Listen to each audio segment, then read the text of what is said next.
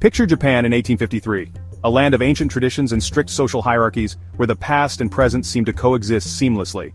For a super long time, it was like its own little world. Isolated from the rest of the globe, Japan had developed a unique culture and way of life, untouched by outside influences. Powerful military leaders called shoguns were in charge, and Japan didn't really talk to other countries. The shoguns ruled with an iron fist, maintaining peace and order through a strict feudal system. The emperor, who was seen as like a god, didn't have much real power. He was more of a spiritual figurehead, revered and respected, but without the authority to govern.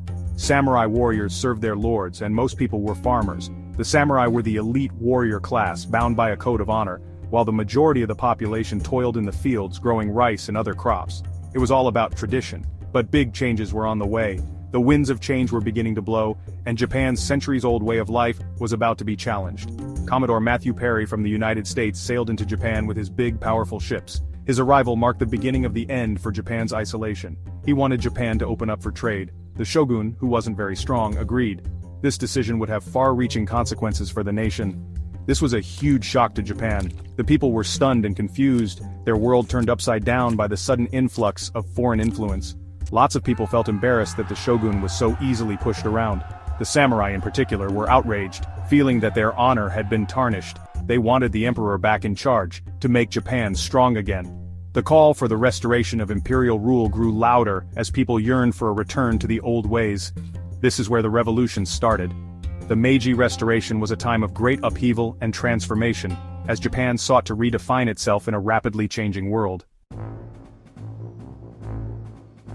People were really upset with how the shogun handled things.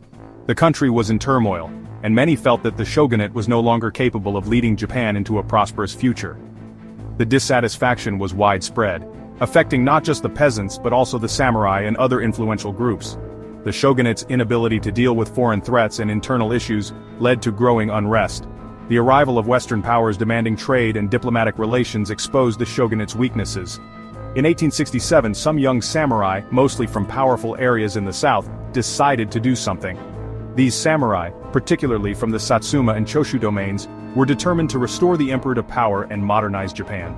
They made the last shogun quit, ending hundreds of years of shogun rule.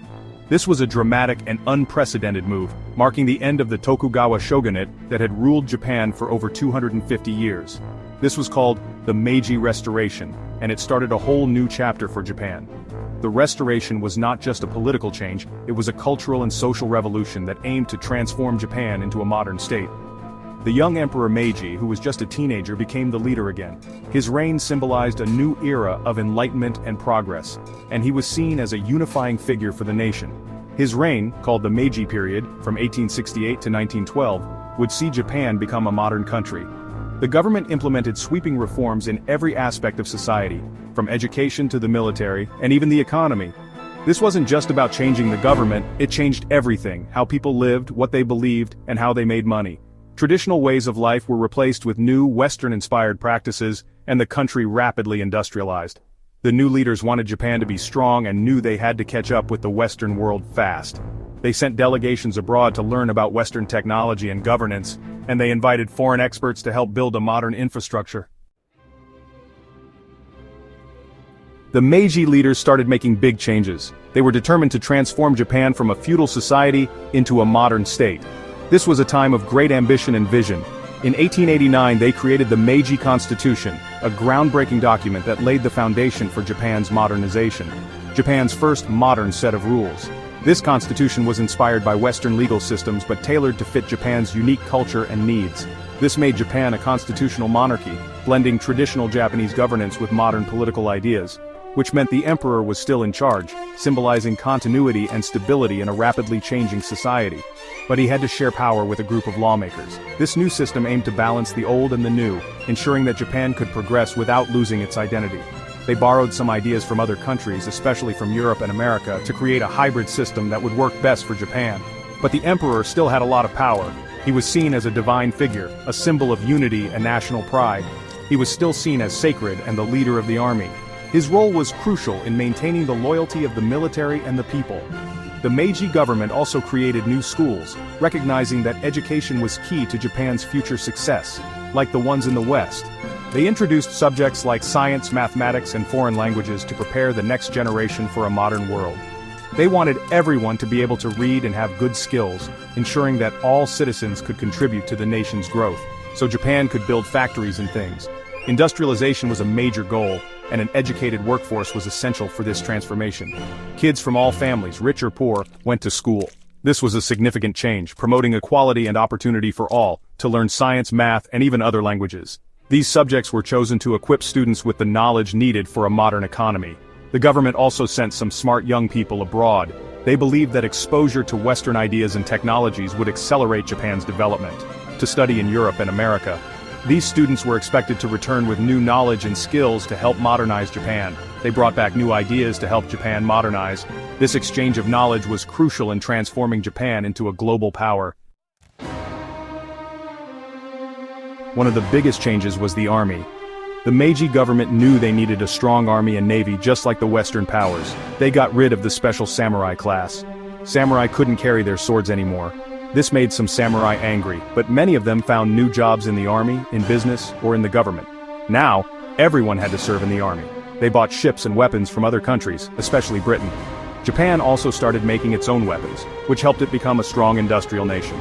This new modern military would make Japan a powerful country in Asia.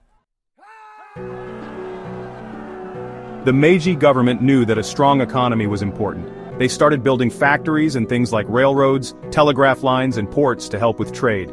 Business people, often from old merchant families, took advantage of these new opportunities. New industries like making clothes, ships, and steel popped up everywhere. Japan's economy grew really fast, changing from a farming country to a country with lots of factories. But this fast change had some problems. Factory workers had to work long hours for little pay and dangerous conditions. This created problems like poverty and angry workers. The Meiji Restoration changed Japanese culture a lot. Things from the West like clothes, hairstyles, and buildings became popular, especially in cities. The government wanted people to learn about Western art, music, and books because they saw these things as modern. But traditional Japanese culture didn't go away. It mixed with Western culture. People still did things like tea ceremonies and calligraphy. Japanese stories and plays became really popular, and they often talked about all the changes happening in Japan. It was a really interesting mix of old and new. By 1900, Japan was totally different. In just a few decades, it went from a quiet, old-fashioned country to a modern, powerful one. Japan showed its new military strength by winning wars against China and Russia, which surprised everyone. Japan was now a major player in the world. The Meiji Restoration changed Japan forever. It made Japan a powerful country in the 20th century, but it also led to some problems later on. The Meiji Era shows us how much a country can change and how important this time was for Japan.